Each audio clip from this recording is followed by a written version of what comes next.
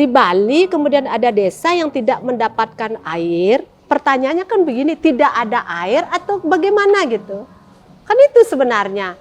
Kalau di Gurun oke lah tidak ada air gitu kan. Tapi kalau di Bali kan tidak, air berlimpah.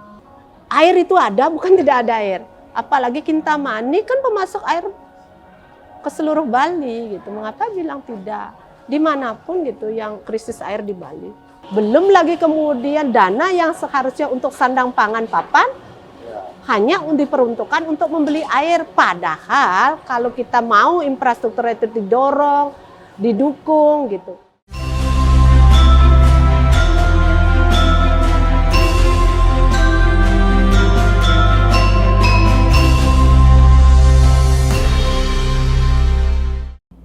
Itu ceritanya itu dari komunitas kita. Saya kan melakukan pendampingan ke ibu-ibu di Kintamani.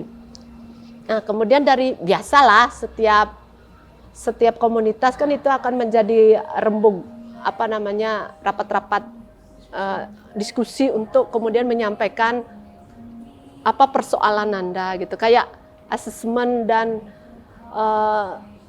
sama dengan bahasanya adalah apa tantangan, hambatan gitu, SWOT itu gitu ya, teori SWOT. Udah gitu di Kintamani lah saya dapatkan di teman-teman komunitas itu, terutama Banjar Konyel ini, yang mengatakan bahwa Bu Budo saya nggak ada air gitu. Agak terkejut juga gitu, tidak ada airnya karena tidak ada air tapi tidak bisa masuk ke rumah-rumahnya karena memang airnya terlalu di bawah kan, terjal gitu, nggak bisa deh. Kami kemana-mana untuk itu gitu, memperjuangkannya, tapi memang nggak bisa. PDAM juga nggak masuk. Nah, jadi mereka tuh memakai tadah hujan tuh. Jadi kalau tidak ada hujan tuh masa panceklik tuh benar-benar kekeringan beliau. Jadi membeli air terlalu mahal gitu. Sampai kemudian identifikasi kami, penelitian kami tuh mematikan listrik untuk bisa membeli air gitu. Jadi dana yang seharusnya untuk biaya pendidikan, untuk biaya sandang pangan itu menjadi tidak. Kalau kemudian mereka harusnya punya kesempatan untuk memelihara ternak yang lebih banyak gitu, itu juga tidak, karena kan pakan ternak juga harus dipastikan pada musim kemarau itu. Nah, pertanian juga begitu gitu, di musim kering itu dipakai untuk menyiram gitu. Nah, sementara juga yang kami pantau adalah mekanisme bagaimana memastikan untuk mendapatkan air itu terlalu jauh dari rumah penduduk, terjal banget gitu. Jadi kami waktu penelitian juga kami mencoba kalau misalkan terjadi kekerasan tuh radius begini ada nggak yang menolong gitu. Kami coba kemudian berteriak sekencangnya gitu karena ada tebing-tebing kan, tidak. Nah, kami identifikasi kalau ini kemudian dilakukan oleh ibu-ibu perempuan, ibu-ibu dan remaja putri seandainya di malam hari, ada juga kemudian indikasi akan terjadi kekerasan seksual begitu, ataukah terjadi apa gitu. Maka kami juga melihat bahwa kalau kemudian ini terjadi dan turun-temurun begitu sampai di abad ini, di tahun ini tidak memiliki air, itu kan sangat miris sekali. Sementara radius antara yang tidak dapat air dengan kemudian daerah pariwisata kayak semacam Teguk Kopi itu hanya 5 menit dari sana gitu. Itu dapat. Ya, itu artinya kan terlalu kontradiktif gitu loh. Satu sisi kemudian kita bisa begitu banyaknya air melimpah, sementara di beberapa desa dan Banjar itu tidak mendapatkan gitu. Identifikasi kami juga bagaimana kemudian orang bisa bersekolah tinggi tidak ada gitu. Kemudian juga garis kemiskinan di sana, sanitasi juga karena MCK kemudian juga tidak ada gitu. Nah, stunting pastilah akan terjadi, sudah terjadi gitu. Nah, identifikasi ini, dan kalau kemudian tidak ada air, dipastikan siapa yang kemudian kelompok rentan yang paling terpapar pertama kali ya tentu perempuan dan anak-anak gitu. Dan double gandanya pekerjaan gitu untuk mencari air jelas perempuan. Di masa kemudian tidak ada air, bagaimana kemudian perempuan ini harus memastikan ada air itu, belum lagi kemudian dia bekerja sangat melelahkan, belum lagi harus mengambil air dan lain sebagainya. Konflik-konflik rumah tangga dengan kesetresan tinggi secara psikologis ini, perempuan inilah yang kemudian memicu terjadinya pasti kekerasan, konflik-konflik pasti terjadi gitu.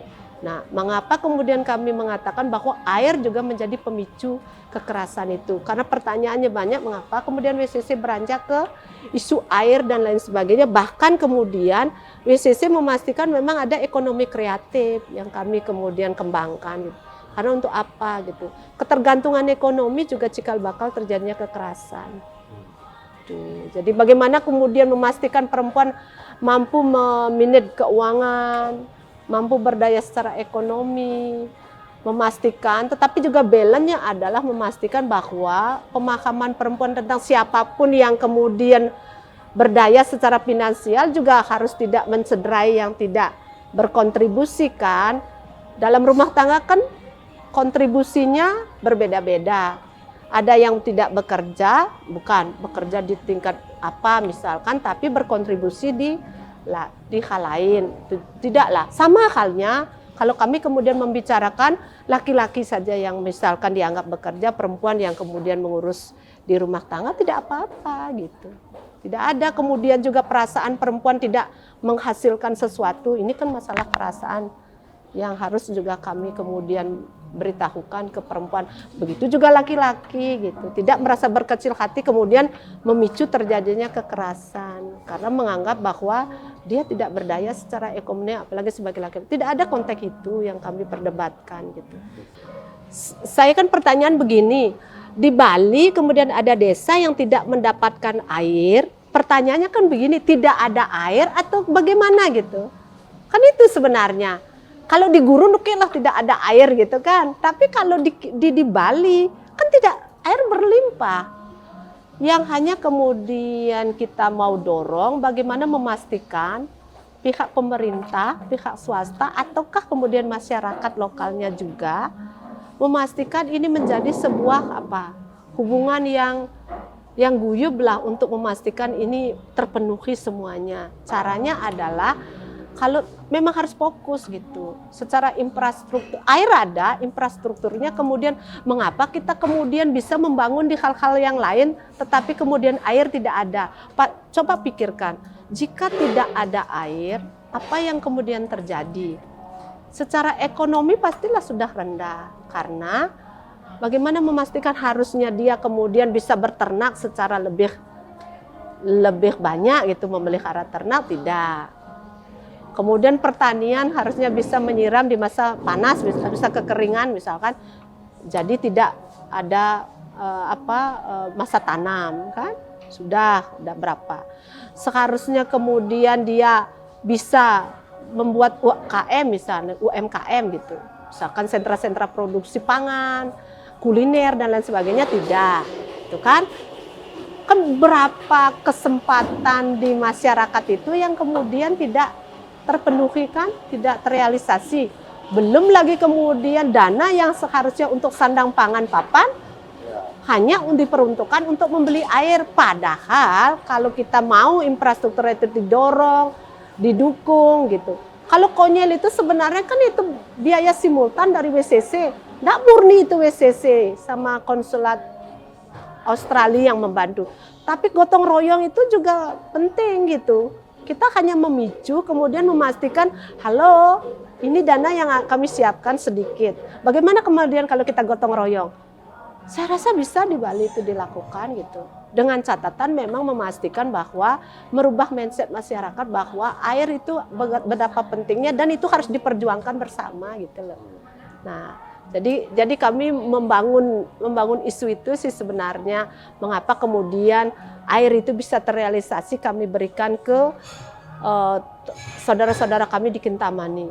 Bukan konteksnya hanya kami saja kemudian, tapi lebih memastikan mereka paham, mereka mau berjuang, mereka merasa bahwa itu harus ada gitu. Dan memastikan mindset masyarakat bahwa begini, jika kemudian tidak ada air, aku nggak perlu ya omongin kemana-mana, karena memang ini udah nasibku gitu, bukan begitu. Tapi hal ini adalah bisa kita bicarakan ke pemerintah, kalau toh pemerintah tidak mau, kemana lagi gitu. Atau mari kita gotong royong bersama gitu. Bersamanya adalah memang harus ada lembaga gitu, dukungan dari pihak luar yang memastikan bahwa ada dorongan untuk mereka. Saya rasa bisa gitu. Karena bahasanya air itu ada, bukan tidak ada air. Apalagi Kintamani kan pemasok air ke seluruh Bali gitu. Mengapa bilang tidak? Dimanapun gitu yang krisis air di Bali sebenarnya bisa.